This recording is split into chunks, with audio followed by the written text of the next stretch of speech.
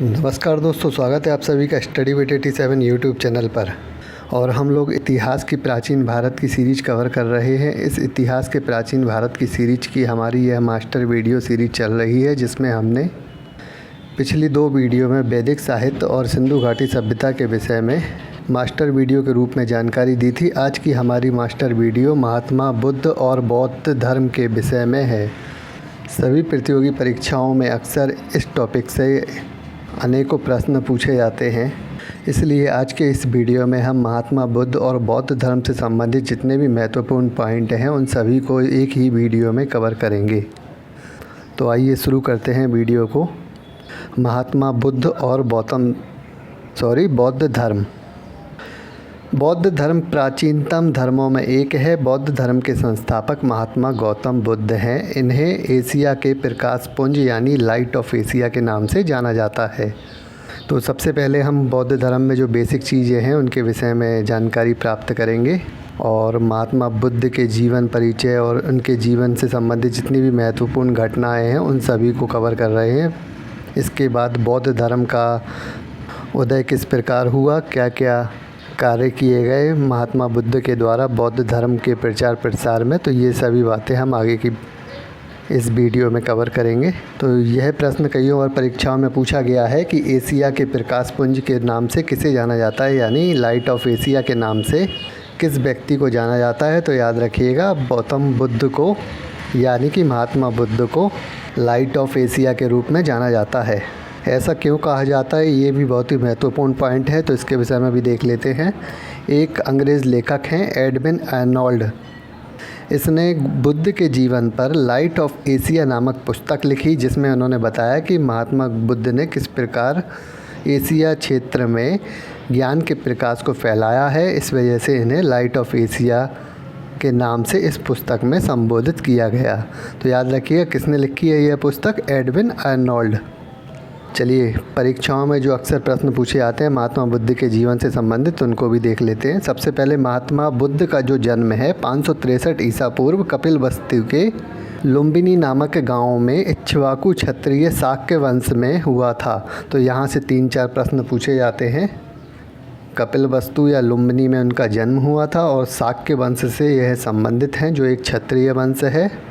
और वर्तमान में जो कपिलवस्तु लुम्बिनी है वह नेपाल में स्थित है। चलिए आगे देख लेते हैं। महात्मा बुद्ध यानी गौतम बुद्ध के बचपन का नाम सिद्धार्थ है। यह प्रश्न भी कई बार परीक्षा में पूछा गया है, तो याद रखिएगा बुद्ध का जो वास्तविक नाम है, बचपन का नाम है, वह सिद्धार्थ है। और गौतम बुद्ध के पिता राजा शुद्धोधन शाक्य वंश से संबंधित हैं और माता महामाया कौलीय वंश से संबंधित हैं। पीसीएस में यह प्रश्न पूछा गया है कि जो बुद्ध की माता महामाया हैं वे किस वंश से संबंधित थीं, तो याद रखिएगा कौलीय वंश से संबंधित थीं। माता की मृत्यु के बाद इनका लालन पोषण इनकी मौसी गौतमी ने किया। ये महामाया की पत्नी भी थीं और इनके पिता की दूसरी पत्नी भी थी, इस वजह से यह सौतेली माँ भी थी गौतम बुद्ध की। तो मौसी गौतमी ने इनका लालन पोषण किया और इस वजह से ही इनका नाम गौतम बुद्ध भी पड़ा है। गौतमी के नाम पर इन्हें गौतम बुद्ध के नाम से भी जाना गया है। 16 वर्ष की आयु में इनका विवाह यशोधरा से हुआ था और इनके पुत्र का नाम राहुल है। हुआ ये था कि इनके विषय में एक ब्राह्मण ने भविष्यवाणी की थी कि हो सकता है कि ये या तो चक्रवर्ती सम्राट बने या फिर मुनि बनेंगे, बहुत ही प्रसिद्ध मुनि बन सकते हैं। तो इस वजह से राजा ने इन्हें सांसारिक जीवन में ढालने के लिए इनका विवाह अल्प आयु में ही करा दिया था, 16 वर्ष की आयु में। चलिए अभी आगे जान लेते हैं, इन सब चीज़ों के बारे में हम आगे वीडियो में कवर करेंगे। शाक्य वंश से होने के कारण इनको शाक्य मुनि भी कहा जाता है। तो याद रखिएगा शाक्य मुनि भी कहा जाता है इन्हें, शाक्य वंश में इनका जन्म होने के कारण। कौंडिन्य नामक ब्राह्मण ने इनका भविष्य देखते हुए बताया था कि या तो ये सिद्धार्थ चक्रवर्ती सम्राट बनेंगे या फिर महान साधु बनेंगे। वही बात है जो वीडियो में हमने पहले भी आपको बताया। इसी वजह से इनका अल्पायु में विवाह कर दिया गया। परंतु एक दिन क्या हुआ कि नगर घूमने की इनकी इच्छा होती है और नगर घूमते हुए कुछ घटना इनके सामने आती हैं, जिनके विषय में देख लेते हैं। बुढ़ापा, बीमारी, मृत्यु और साधु जीवन की घटनाओं से प्रेरित होकर ज्ञान प्राप्ति के लिए इन्होंने 29 वर्ष की आयु में गृह त्याग किया था। जब इन्होंने नगर भ्रमण पर ये गए अपने सारथी के साथ, तो इन्होंने एक बूढ़े व्यक्ति को देखा, एक मृत्युशैया को जाते हुए देखा, बीमार व्यक्ति को देखा, एक साधु को देखा। तो इन सब के विषय में इन्होंने सारथी से जानकारी ली कि ये सब चीज़ें क्या है, और इन्हीं चीज़ों से प्रेरित होकर ये ज्ञान प्राप्ति के लिए गृह त्याग देते हैं। और इनके गृह त्यागने की जो क्रिया है, इसको महाभिनिष्क्रमण के रूप में जाना गया है, यानी गृह त्याग को महाभिनिष्क्रमण कहा गया है। कुछ चिन्ह भी हैं जिनके विषय में भी हम आगे पढ़ेंगे। चलिए अभी आगे देखते हैं। गौतम बुद्ध अर्थात सिद्धार्थ के घोड़े का नाम कंथक था एवं सारथी का नाम चन्ना था। तो अभी आपने सारथी का जिक्र किया, यह वही सारथी था जिसका नाम था चन्ना। इनके नाम भी परीक्षाओं में पूछे गए हैं, तो ये सभी याद रखिएगा। इस वीडियो में जितने भी पॉइंट आपके सामने रखे गए, ये सभी परीक्षाओं की दृष्टि से बहुत ही महत्वपूर्ण हैं। इस वीडियो को एक बार देखने के बाद अपने नोट्स तैयार कर लीजिए और उनका रिवीजन करते रहिए। हमारी इस मास्टर वीडियो का उद्देश्य यही है कि आप इस विषय से, इस टॉपिक से पूरी तरह जानकारी प्राप्त कर लें। प्रश्न कहीं से भी पूछा जाए और आप उसको कर लें। और अगर आधा घंटे की इस वीडियो में आपका यह टॉपिक पूरा क्लियर होता है, तो यह आपके लिए बहुत बड़ी उपलब्धि है। चलिए आगे देख लेते हैं। तो गृह त्यागने के बाद कुछ महत्वपूर्ण घटनाएं हैं जिनके विषय में देख लेते हैं। गौतम बुद्ध ने सांख्य दर्शन की शिक्षा आचार्य अलार कलाम से ली थी। यह इनके प्रथम गुरु थे। तो गृह त्यागने के बाद इन्होंने सांख्य दर्शन की शिक्षा लेने के लिए अलार कलाम गुरु के पास गए और उनके पास इन्होंने सांख्य दर्शन की शिक्षा ली, और यही इनके प्रथम गुरु हैं। तो ये दो प्रश्न पूछे जाते हैं परीक्षाओं में कि गौतम बुद्ध के प्रथम गुरु कौन हैं, और अलार कलाम जो इनके प्रथम गुरु हैं उनसे उन्होंने किस प्रकार की शिक्षा ग्रहण की थी। तो याद रखिएगा, सांख्य दर्शन की शिक्षा प्राप्त की थी। इसके अलावा इनके एक गुरु और भी हैं जिनका नाम है रामपुत्र। इन्होंने रामपुत्र नामक गुरु से भी शिक्षा प्राप्त की थी। इसके बाद महात्मा बुद्ध उरुवेला गए। उरुवेला एक स्थान है, वहाँ पहुँचे। इसके बाद इन्हें एक सुजाता नामक लड़की ने खीर भी खिलाई थी। तो यह प्रश्न भी पूछा गया है कि जिस लड़की ने महात्मा बुद्ध को खीर खिलाई थी उसका क्या नाम था। तो याद रखिएगा, सुजाता। चलिए आगे देख लेते हैं। गौतम बुद्ध ने मध्यम मार्ग का प्रतिपादन किया। तो यह प्रश्न पूछा गया है कि किस मार्ग का प्रतिपादन किया। याद रखिएगा, मध्यम मार्ग का प्रतिपादन किया है। आगे हम इन सभी मार्गों के विषय में जानकारी देंगे इस वीडियो में। चलिए अभी यहाँ देख लेते हैं। 35 वर्ष की आयु में बैसाखी पूर्णिमा के दिन निरंजना नदी के तट पर बोध गया बिहार के उरुवेला नामक स्थान पर पीपल के पेड़ के नीचे ज्ञान की प्राप्ति हुई है। तो सबसे महत्वपूर्ण पॉइंट है, यहाँ से कई प्रश्न पूछे जाते हैं परीक्षाओं में। याद रखिएगा कि बुद्ध जब उरुवेला यानी कि बोध गया बिहार में पहुँचे, जहाँ निरंजना नदी के तट पर एक पीपल के पेड़ के नीचे इन्हें ज्ञान की प्राप्ति हुई है। और जिस वृक्ष के नीचे इन्हें ज्ञान की प्राप्ति हुई थी, वह वृक्ष बोधि वृक्ष के नाम से जाना जाता है। तो पीसीएस में यह प्रश्न पूछा गया है कि किस नदी के तट पर इन्हें ज्ञान की प्राप्ति हुई थी। तो याद रखिएगा, निरंजना नदी है और बिहार बोध गया क्षेत्र है जहाँ पर इन्हें पीपल के पेड़ के नीचे ज्ञान की प्राप्ति हुई थी। यहाँ से 3-4 प्रश्न अक्सर परीक्षाओं में पूछे जाते हैं। चलिए इसके बाद देख लेते हैं।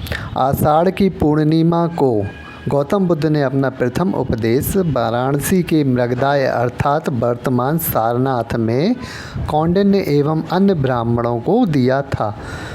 ये वही कौंडिन्य ब्राह्मण हैं जिन्होंने इनके बारे में भविष्यवाणी की थी, और वाकई में उनकी जो भविष्यवाणी है वह सत्य हुई और ये एक महान साधु बनते हैं।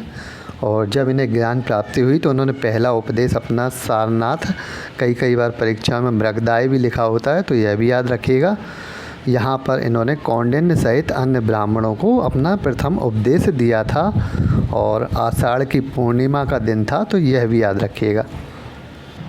चलिए आगे देख लेते हैं।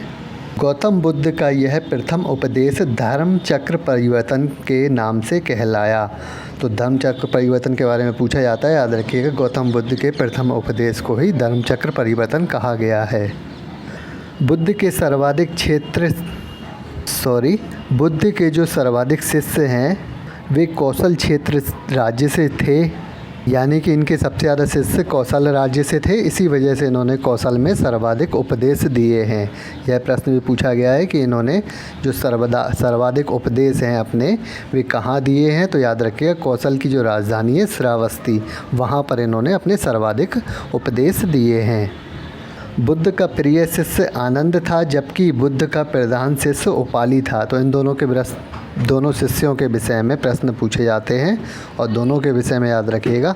सारिपुत्र एवं योगगालन बुद्ध के अन्य शिष्य थे, जबकि बिंबिसार, उदयन एवं प्रसन्नजीत बुद्ध के अनुयायियों में शामिल हैं। ये कुछ शासक भी हैं, इनके विषय में भी हम आगे पढ़ेंगे। चलिए अभी आगे देख लेते हैं। गौतम बुद्ध संघ में महिलाओं के प्रवेश पर सहमत नहीं थे। वैशाली में भगवान बुद्ध ने अपने शिष्य आनंद के कहने पर संघ में महिलाओं को प्रवेश दिया। ये वही प्रिय शिष्य आनंद है जिसके कहने पर उन्होंने महिलाओं को वैशाली में प्रवेश दिया था। संघ में प्रवेश करने वाली प्रथम महिला प्रजापति गौतमी यानी इनकी मौसी थी। इन्होंने ही बौद्ध धर्म को सर्वप्रथम अपनाया, यानी कि बौद्ध धर्म को अपनाने वाली प्रथम महिला प्रजापति गौतमी ही थी। बिंबिसार ने बुद्ध की सेवा में अपने राज्य वैद्य जीवक को भेजा था। यह मगध नरेश था बिंबिसार, जिन्होंने बुद्ध की सेवा में एक राज्य वैद्य भेजा था अपना, जिसका नाम जीवक था।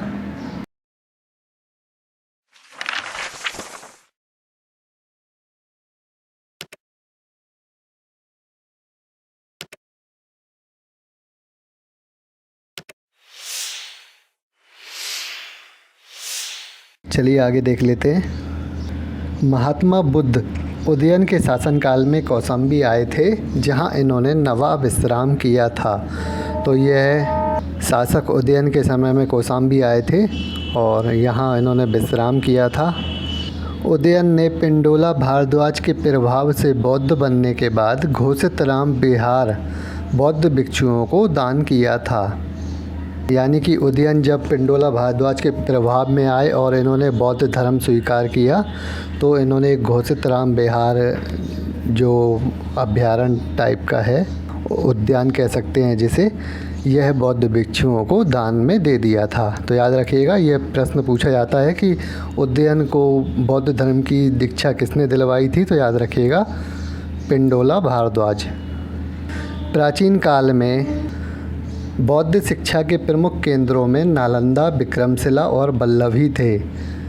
देखिएगा बौद्ध धर्म के जो शिक्षा के प्रमुख केंद्र थे, इनमें नालंदा थे, विक्रमशिला था और वल्लभी थे। जबकि एक विश्वविद्यालय और है तक्षशिला नाम का, परंतु यह बौद्ध शिक्षा का केंद्र नहीं था। यह बात बहुत ही महत्वपूर्ण है, याद रखिएगा। और अगर प्रश्न पूछा जाता है कि सबसे प्राचीन विश्वविद्यालय कौन सा है, तो भी तक्षशिला ही आपको लगाना है, क्योंकि तक्षशिला 16 महाजनपद से भी पहले की बात की है। चलिए आगे देखते हैं। बुद्ध जब अपने जीवन के अंतिम वर्ष में शिष्य चुंद के यहाँ दीक्षा देने के लिए आए, तब उनके शिष्य चुंद ने इन्हें खाने के लिए शुकर माधव दिया था, जिसे खाकर बुद्ध अतिसार बीमारी से ग्रस्त हो गए। यह बुद्ध के जीवन के अंतिम समय की बात है। इनकी उम्र जब 80 वर्ष के लगभग थी और इनका अंतिम शिष्य यही था चुंद नाम से। इन्हें सब पूछा जाता है प्रश्न परीक्षाओं में कि बौद्ध धर्म में भगवान बुद्ध ने सबसे अंतिम दीक्षा किस व्यक्ति को दी थी, तो याद रखिएगा उनका अंतिम जो शिष्य था चुंद, इनको ही सबसे आखिर में इन्होंने दीक्षा दी थी। इसके बाद बुद्ध अंतिम समय में कुशीनगर चले गए। चुंद के यहाँ से ये कुशीनगर चले गए और यहीं पर इन्होंने अपना अंतिम उपदेश जो है सुमच्छ को दिया था। कई जगह सुमद्ध भी लिखा है, तो दोनों आप नाम याद रखिएगा। ये दो प्रश्न बहुत बार परीक्षाओं में पूछे जाते हैं कि बुद्ध ने अपना अंतिम उपदेश किसे दिया, तो याद रखिएगा कुशीनगर में सुमच्छ को दिया था। और जो उनकी अंतिम दीक्षा जिनको दी थी वह थे चुंद। तो ये दो नाम बहुत ही महत्वपूर्ण हैं, याद रखिएगा। चलिए आगे देख लेते हैं। और यही अंतिम समय में आपको मालूम ही है कि कुशीनगर में इन्होंने अपना परिनिर्वाण यानी कि अपना शरीर त्याग दिया था। चलिए भगवान महात्मा बुद्ध के कुछ जीवन से संबंधित प्रतीक हैं, इनको भी देख लेते हैं। ये प्रश्न पूछे जाते हैं। तो हाथी का जो चिन्ह है, प्रतीक चिन्ह, यह भगवान बुद्ध के जब अपने माता के गर्भ में वे आए थे तो उनके गर्भ में आने का प्रतीक है हाथी। ऐसा माना जाता है कि जब भगवान बुद्ध अपनी माता के गर्भ में आए थे तो उस समय उन्हें हाथी स्वप्न में दिखाई दिया था और इसी वजह से इनके गर्भ में आने का प्रतीक हाथी है। और बुद्ध के जन्म का जो प्रतीक है वह सांड अथवा ब्रश यानी बैल को माना जाता है। इसके बाद गृह त्याग का प्रतीक, जब इन्होंने गृह त्याग दिया था अपना 18 वर्ष की आयु में, तो उस समय अश्व और घोड़ा इनका प्रतीक माना जाता है। ज्ञान प्राप्ति का प्रतीक बोधि वृक्ष को माना जाता है। पीछे बताया भी था हमने कि निरंजना नदी के तट पर पीपल के वृक्ष के नीचे इन्हें ज्ञान प्राप्ति हुई थी, तो वही वृक्ष जो है बोधि वृक्ष के नाम से जाना जाता है और यह ज्ञान प्राप्ति का प्रतीक भी है। फिर इसके बाद अंतिम स्तूप है जो बुद्ध की मृत्यु का प्रतीक है। और ये सभी जो 5-6 प्रतीक इम्पोर्टेंट हैं, आपस में मिलान के लिए प्रश्न ज़रूर बनता है इनके ऊपर, इन्हें आपस में मिलान करना होता है, तो ये सभी प्रतीक ज़रूर याद कर लें। चलिए आगे देखते हैं। अब बौद्ध धर्म की प्रमुख शिक्षाएं हैं, उनके विषय में भी देख लेते हैं। बौद्ध धर्म में कई प्रकार की शिक्षाएं हैं जिनमें सबसे महत्वपूर्ण है अष्टांगिक मार्ग।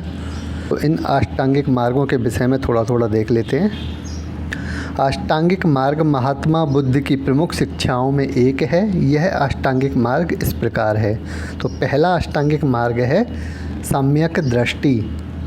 सम्यक दृष्टि से यहाँ तात्पर्य है कि सत्य और असत्य की समझ अथवा बोध होना चाहिए कि आपकी दृष्टि में क्या सही है क्या गलत। इसी प्रकार से दूसरा अष्टांग मार्ग जो है सम्यक संकल्प। जीवन में एक दृढ़ निश्चय होना चाहिए, तो यही सम्यक संकल्प है। और जो दृढ़ निश्चय है वह सत्य पर चलने का होना चाहिए। चलिए आगे देखते हैं। अगला है सम्यक वाक्य यानी कि सम्यक वाणी। तो वाणी में सत्यता होना चाहिए, पवित्रता होना चाहिए। आप कुछ भी बोलते हैं तो वह झूठ नहीं होना चाहिए, वह पूरी रूप से अपनी बात को आप सत्यता से रखें। अगला अष्टांगिक मार्ग है सम्यक कर्मांत। तो इसका मतलब है, इससे तात्पर्य है कि सत्कर्म पर चलना, अच्छे कर्म करते हुए आगे बढ़ना। अगला है सम्यक आजीव। सम्यक आजीव से तात्पर्य है सभी जीवों के साथ न्यायपूर्ण होना। यहाँ किसी भी प्रकार का भेदभाव नहीं होना चाहिए। ऊंच नीच जात पात का सभी भेदभाव किसी के साथ भी नहीं रखना चाहिए। सभी जीवों के साथ आपको एक जैसा होना है, न्यायपूर्ण होना है, यही इससे तात्पर्य है। सम्यक व्यायाम अगला अष्टांगिक मार्ग है, जिसका मतलब है अच्छे विचारों की उत्पत्ति रखना। इसके अगले में देखें सम्यक स्मृति यानी शुभ विचारों से युक्त चित्त होना चाहिए। जो मन है, अपनी स्मृति है, वह अच्छे विचारों से युक्त होना चाहिए। पिछले हमारे जो विकार कह सकते हैं, जो गंदे विचार हैं, उनको आप त्याग दीजिए और अच्छे शुभ, आगे जो आने वाले अच्छे दिन हैं, अच्छे शुभ विचार हैं, उनके विषय में ही याद रखना है आपको। अगला है सम्यक समाधि यानी मन को एकाग्रित करना। तो ये अष्टांगिक मार्ग थे जिनके विषय में हमने जाना। चलिए आगे और भी हैं काफ़ी चीज़ें जिन्हें देख लेते हैं। तो यहाँ बौद्ध धर्म के 4 आर्य सत्य हैं यानी आर्य सिद्धांत हैं, जिनके विषय में भी देख लेते हैं। सबसे पहला है दुख अथवा दुख का होना। दूसरा है दुख समुदय। संस्कृत में दुख समुदय है और हिंदी में इसे कहा जाता है दुख का कारण। तीसरा है दुख निरोध अथवा दुख का निवारण। और चौथा है दुख निरोधगामी अर्थात दुख के निवारण का मार्ग।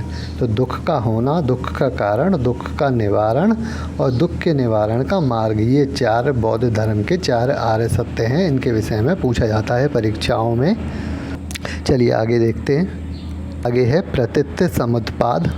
ये क्या है, इसके विषय में भी देख लेते हैं। बुद्ध ने अपने दूसरे आर्य सत्य यानी जो दुख का कारण, जो दूसरा आर्य सत्य था उनका 4 में से, उसके तहत इसका प्रतिपादन किया था।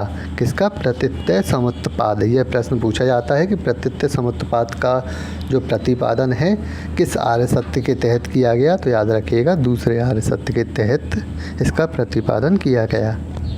यह बौद्ध दर्शन का कार्य कारण अथवा कारणता का सिद्धांत कहलाता है। तो याद रखिएगा इसको कारणता का सिद्धांत भी कहते हैं, जिसका शाब्दिक अर्थ है ऐसा होने पर वैसा होना। भगवान बुद्ध ने दुख का कारण अज्ञानता अथवा अविद्या को बताया है। इसे द्वादश निदान चक्र भी कहा जाता है। यह प्रश्न में पूछा गया है कि दुख का कारण जो है किसे कहा गया है, किसे बताया गया है भगवान बुद्ध ने। तो याद रखिएगा अज्ञानता और अविद्या को दुख का कारण बताया है, और इसे ही द्वादश यानी 12वां निदान चक्र भी कहा जाता है। चलिए आगे बढ़ते हैं। तो बौद्ध धर्म के त्रिरत्न हैं, इन पर भी प्रश्न पूछा जाता है। बहुत ही महत्वपूर्ण टॉपिक है, इसको भी देख लेते हैं। तो बौद्ध धर्म के त्रिरत्न किन्हें कहा जाता है? बौद्ध मत के 3 अंग हैं जिन्हें बुद्ध, धम्म और संघ के रूप में जाना जाता है। यही बौद्ध धर्म के 3 रत्न हैं। प्रथम अंग स्वयं बुद्ध हैं। दूसरा अंग महात्मा बुद्ध द्वारा दिए गए उपदेशों को बौद्ध धर्म में धम्म कहा गया है। तीसरा जो अंग है बौद्ध भिक्षुओं के संगठन को संघ नाम दिया है, यही तीसरे अंग में है। तो पहला बुद्ध, दूसरा उनके दिए गए उपदेश, और तीसरा बौद्ध भिक्षुओं का संगठन जो उनके अनुयायी हैं वे। तो ये 3 बौद्ध धर्म के त्रिरत्न हैं। इन तीनों के विषय में याद रखिएगा, जिन्हें बुद्ध, धम्म और संघ के रूप में परिभाषित किया गया है। चलिए आगे बौद्ध दर्शन के विषय में भी देख लेते हैं। बौद्ध धर्म में क्या चीज़ें हैं, क्या हैं, ये सब चीज़ें बौद्ध दर्शन में पता चलता है। बौद्ध धर्म आत्मा और ईश्वर के अस्तित्व में विश्वास नहीं रखता, यानी कि आत्मा और भगवान में ये लोग विश्वास नहीं रखते। यह कर्म फल सिद्धांत पर विश्वास रखते हैं। यानी बौद्ध धर्म में कहा गया है कि आप जैसा कर्म करेंगे आपको वैसा फल मिलेगा। बौद्ध धर्म भी जैन धर्म की बात ही पुनर्जन्म में विश्वास रखता है। तो बौद्ध धर्म पुनर्जन्म में विश्वास रखता है कि हाँ, अगर आप अच्छे काम करेंगे तो आपको एक अच्छा जन्म मिलेगा, और बुरे काम करेंगे तो आपको हो सकता है किसी जानवर अथवा जीव का आपको जन्म मिले। तो जैन धर्म की भी यही सिद्धांत है पुनर्जन्म के विषय में। तो ये दोनों धर्म जो हैं, बौद्ध धर्म और जैन धर्म, पुनर्जन्म में विश्वास रखते हैं। निर्वाण को बौद्ध धर्म में अंतिम लक्ष्य माना गया है।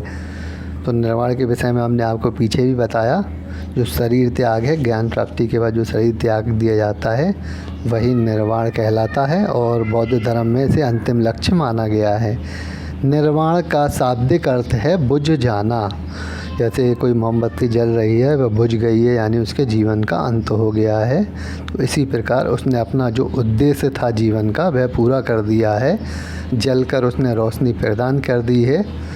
तो यही महापरिनिर्वाण कहलाता है कि अपने जीवन का जो उद्देश्य है ज्ञान प्राप्ति, और उस ज्ञान को दूसरों को फैलाना, दूसरों को देना, उसके बाद शरीर त्यागने का जो कार्य है वही निर्वाण कहलाता है, और इसे शाब्दिक अर्थ में कहा जाता है बुझ जाना। चलिए आगे देख लेते हैं। बौद्ध धर्म की संगीतियाँ, ये 4 प्रमुख संगीतियाँ हैं बौद्ध धर्म की, जिनसे तो अनेकों बार प्रश्न परीक्षाओं में पूछे ही जाते हैं। तो इन चारों संगीतियों के विषय में हम जो महत्वपूर्ण बातें हैं इसमें कवर करते रहे हैं। चलिए देख लेते हैं। तो सबसे पहले प्रथम संगीति के विषय में देख लेते हैं। बौद्ध धर्म की प्रथम संगीति जो है, इसका आयोजन 483 ईसा पूर्व राजगृह की सप्तपर्णी गुफा में महाकश्यप की अध्यक्षता एवं सम्राट अजातशत्रु के शासनकाल में संपन्न हुई थी। यहाँ से 4-5 प्रश्न पूछे जाते हैं कि प्रथम बौद्ध संगीति का आयोजन कहाँ हुआ। याद रखिएगा राजगृह के सप्तपर्णी गुफा में हुआ। किसकी अध्यक्षता में हुआ? तो महाकश्यप की अध्यक्षता में हुआ। और किसके शासनकाल में हुई? तो अजातशत्रु के शासनकाल में हुई। और यह पहली संगति भगवान बुद्ध के निर्वाण प्राप्त करने के कुछ समय बाद ही हुई थी। प्रथम बौद्ध संगीति में सुत्त पिटक और विनय पिटक की रचना की गई थी। तो सुत्त पिटक और विनय पिटक क्या हैं, इनके विषय में भी देख लेते हैं। सुत्त पिटक, इसमें भगवान बुद्ध की शिक्षाएं एवं जीवन की घटनाओं का वर्णन है। यानी कि ये 2 पिटक के रूप में 2 पत्र बनाए गए हैं, 2 पुस्तक टाइप की कुछ नोट्स तैयार किए गए। जैसे आप लोग अपनी परीक्षाओं के नोट्स तैयार करते हैं ना, इसी प्रकार से इन्होंने भी 2 किताबें इनके ऊपर लिखी, जिन्हें पिटक का नाम दिया गया। एक सुत्त पिटक और दूसरा विनय पिटक, जिसमें से सुत्त पिटक में भगवान बुद्ध की जितनी शिक्षाएं थी और उनके जीवन की घटनाओं का वर्णन किया गया है, जो हम इस वीडियो में आपको कवर कर रहे हैं। ये सभी चीज़ें सुत्त पिटक में रखी गई हैं। इस सुत्त पिटक को 5 भागों में बांटा गया है, तो उसके विषय में भी बता देते हैं। सुत्त पिटक का विस्तार दीर्घ निकाय, मध्यम निकाय, संयुक्त निकाय, अंगुत्तर निकाय और खुद्दक निकाय, इन 5 निकायों में है। और इसमें से आपने अंगुत्तर निकाय के बारे में सुना भी होगा कि अंगुत्तर निकाय में 16 महाजनपद जो हैं उनकी सूची भी मिलती है। यह प्रश्न अनेकों बार पूछा गया है, तो याद रखिएगा। पूछा जाता है कि बौद्ध धर्म के किस निकाय में 16 महाजनपदों की सूची मिलती है, तो याद रखिएगा अंगुत्तर निकाय में यह सूची प्राप्त होती है। और खुद्दक निकाय में बुद्ध के जन्म से संबंधित जातक कथाएं हैं। जातक कथाएं किससे संबंधित हैं? भगवान बुद्ध के जन्म से संबंधित हैं और ये खुद्दक निकाय में मिलती हैं। चलिए दूसरे पिटक यानी विनय पिटक के विषय में भी जान लेते हैं। विनय पिटक का शाब्दिक अर्थ है अनुशासन का टोकरा, यानी कि अनुशासन इसमें बताया गया है कि बौद्ध धर्म में किस प्रकार का अनुशासन होना चाहिए। विनय पिटक बौद्ध भिक्षुओं के आचार विचार एवं नियमों का संकलन है। इसमें बौद्ध धर्म में शामिल होने वाले शिष्य अथवा अनुयायियों के आचरण एवं नियमों की जानकारी दी गई है। तो विनय पिटक में ये सब चीज़ें दी गई हैं कि बौद्ध धर्म का जो एक भिक्षु है वह किस प्रकार का होगा, किस प्रकार के नियमों का आचरण करेगा, किस प्रकार के अनुशासन में रहेगा, यह सभी जानकारी विनय पिटक में दी गई है। चलिए आगे देखते हैं। दूसरी बौद्ध संगीति के विषय में भी जान लेते हैं। दूसरी बौद्ध संगीति का आयोजन 383 ईसा पूर्व वैशाली में सार्व कमीर की अध्यक्षता एवं शिशुनाग वंश के शासक कालाशोक के शासनकाल में हुई थी। तो यहाँ से भी 2-3 प्रश्न पूछे जाते हैं कि दूसरी बौद्ध संगीति का आयोजन कब हुआ, कहाँ हुआ, किसकी अध्यक्षता में हुआ और किसके शासनकाल में हुआ। तो ये चारों बातों आपको याद रखनी है। इस बौद्ध संगीति में अनुशासन के मतभेद को लेकर बौद्ध धर्म स्थावर और महासांघिक 2 भागों में विभक्त हो गया। तो जो विनय पिटक जो रखा गया था उसमें किस प्रकार का अनुशासन है, इसको लेकर भी 2 भागों में बौद्ध धर्म विभाजित हो गया, यानी कि अनुशासन को 2 भागों में बांट दिया गया। चलिए आगे देख लेते हैं तीसरी बौद्ध संगीति के विषय में। तीसरी बौद्ध संगीति का आयोजन 251 ईसा पूर्व पाटलिपुत्र में मोगली पुत्र तिस्य की अध्यक्षता एवं सम्राट अशोक के शासनकाल में हुआ था।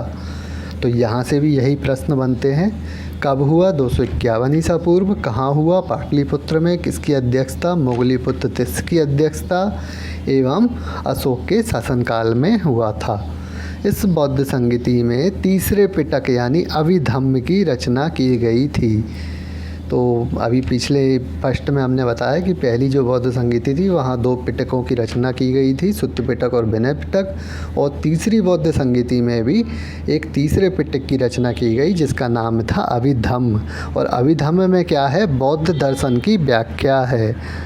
तो बौद्ध दर्शन का मतलब बौद्ध धर्म में क्या क्या है, किस प्रकार से बौद्ध धर्म नींव रखे हुए, यानी कि इस बौद्ध धर्म में क्या सिखलाया जाता है, क्या बतलाया जाता है, यह सभी बौद्ध दर्शन से संबंधित महत्वपूर्ण जो बातें हैं उन्हें तीसरे पिटक अभिधम्म में रखा गया। चलिए आगे चौथी बौद्ध संगीति के विषय में भी देख लेते हैं। चौथी बौद्ध संगीति का आयोजन प्रथम शताब्दी में, पहले वाली जो बौद्ध संगीतियाँ हैं वो ईसा पूर्व हो चल रही थी, और जब प्रथम शताब्दी लगती है तो इस समय पर यह चौथी बौद्ध संगीति का आयोजन किया गया। कहाँ किया गया? तो उस समय का कुंडलवन और आज के वर्तमान का जो कश्मीर इलाका है वहाँ इस बौद्ध संगीति का आयोजन हुआ। वसुमित्र की अध्यक्षता रही और कनिष्क के शासनकाल में यह संपन्न हुई थी। इस बौद्ध संगीति के उपाध्यक्ष अश्वघोष थे। यह भी बात याद रखिएगा, प्रश्न पूछा गया है कि चौथी बौद्ध संगीति के उपाध्यक्ष कौन हैं, तो यह भी याद रखिएगा अश्वघोष जो है इसके उपाध्यक्ष थे। चौथी बौद्ध संगीति में बौद्ध धर्म हीनयान और महायान 2 शाखाओं में विभक्त हो गया। तो हीनयान और 2 और इसके अलावा महायान 2 ऐसी शाखाएं हैं। ये कहने का मतलब ये है कि जो बौद्ध धर्म के अनुयायी हैं वे 2 भागों में विभक्त हो गए। एक अपने अलग नियम बना रखे थे, दूसरों ने अपने अलग नियम बनाए और उन पर चलने लगे। जो अभी हमने आपको दूसरी बौद्ध संगीति में बताया था ना कि इनके अनुशासन में अलग अलग भागों में बट गया, स्थावर और महासांगिक। तो ये इन्हीं 2 शाखाओं पर आधारित बौद्ध धर्म को बांट दिया गया, हीनयान और महायान में।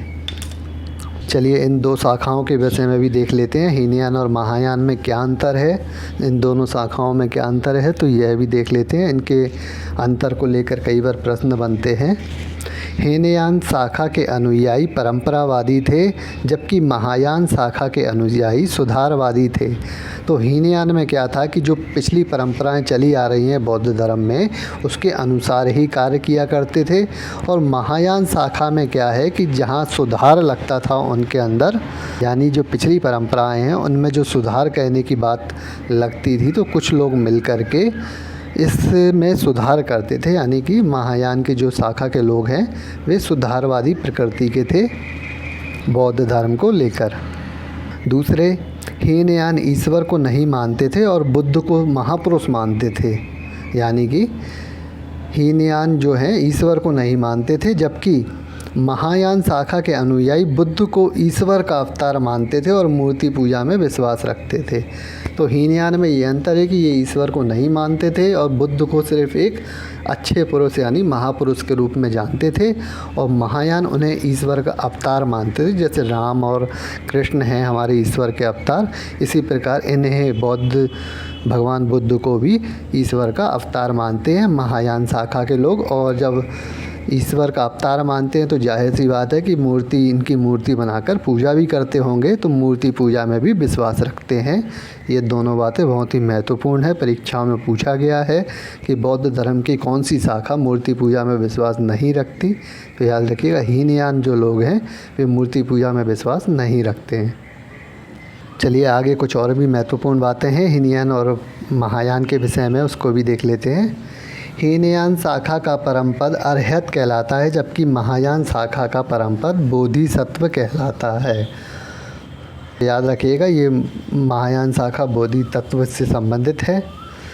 हीनयान शाखा के अनुयायियों की भाषा पाली थी, जबकि महायान शाखा के अनुयायी संस्कृत भाषा को महत्व देते थे। हीनयान पिछली जो प्राचीन भाषा चली आ रही है पाली, उस पर इन्होंने जोर दिया, जबकि महायान शाखा के लोगों ने जो नई इसकी पाली भाषा का जो रूप है संस्कृत भाषा, इसको ये ज़्यादा जोर देते थे, इसको महत्व देते थे। यानी हीनयान ने अपनी जो भी बातें लिखी हैं, अपने जो भी लिपि तैयार की है वे पाली भाषा में की है, और महायान ने संस्कृत भाषा में। इस तरह से आप इसको समझ लीजिए। हीनयान व्यक्तिगत निर्वाण के समर्थक थे, जबकि महायान सामूहिक निर्वाण के समर्थक थे। तो दोनों बातें आप समझ ही गए होंगे। चलिए आगे देख लेते हैं। और 2 शाखाएं हमने आपको बताई, हीनयान और महायान। इसके अलावा एक तीसरी शाखा और है जिसे बाद में या कह सकते हैं इसका आगे चलकर विकास हुआ, तो इसके विषय में भी देख लेते हैं। वज्रयान शाखा। पिटक भी 3 है, शाखाएं भी 3 हैं। पहले 2 पिटकों का निर्माण हुआ था, बाद में तीसरे पिटक का निर्माण हुआ था। इसी प्रकार पहले हीनयान और महायान शाखाएं बनाई गई और वज्रयान शाखा का बाद में निर्माण हुआ। किस प्रकार हुआ तो वह भी देख लेते हैं। ईसा की 5वीं व 6वीं शताब्दी के अंतर्गत बौद्ध धर्म पर तंत्र मंत्र का प्रभाव पड़ने लगा। यानी इसमें जो पूजा वगैरह होती थी बौद्ध धर्म में, उनमें तंत्र मंत्र का प्रभाव होने लगा। तंत्र मंत्र से पूजाएं की जाने लगी और गुप्तोत्तर काल में बौद्ध धर्म का अत्यंत परिवर्तित रूप सामने आया। बौद्ध धर्म में बढ़ते हुए तांत्रिक प्रभाव के चलते वज्रयान शाखा का विकास हुआ। इसका अत्यधिक विकास 8वीं शताब्दी में हुआ। यह बहुत ही महत्वपूर्ण प्रश्न है, याद रखिएगा कि वज्रयान शाखा का जो अत्यधिक विकास है वह 8वीं शताब्दी में हुआ था। इसमें मुख्य रूप से तांत्रिक क्रियाओं द्वारा मोक्ष प्राप्ति का वर्णन है। यानी जो हीनयान और महायान से हटके एक अलग शाखा बनाई गई जिसे वज्रयान शाखा के रूप में जाना गया। और इस वज्रयान शाखा के जो अनुयायी हैं वे तांत्रिक विद्या पर विश्वास करते थे, तंत्र मंत्र जादू टोने पर विश्वास करते थे और इन्हीं तंत्र मंत्र के द्वारा पूजा करते थे और इन्हीं के द्वारा मोक्ष प्राप्ति का इसमें वर्णन दिया गया है। चलिए आगे देख लेते हैं। जो पहली बौद्ध संगीति में जो 2 पिटक बनाए गए थे, सुत्त पिटक और विनय पिटक, के बाद तीसरी बौद्ध संगीति में अभिधम्म पिटक बनाया गया। इन तीनों पिटकों को ही बौद्ध धर्म में त्रिपिटक के नाम से जाना गया। तो यह प्रश्न पूछा जाता है, त्रिपिटक कौन कौन से हैं? तीनों के नाम याद रखिएगा, सुत्त पिटक, विनय पिटक और अभिधम्म पिटक। इन तीनों के विषय में हमने आपको विस्तार से इसमें बता ही दिया है, तो तीनों के बारे में याद रखिएगा। यह बौद्ध धर्म के त्रिपिटक पाली भाषा में लिखे गए थे। जो बौद्ध धर्म की प्रमुख भाषा है पाली भाषा, उसी में ये त्रिपिटक लिखे गए हैं।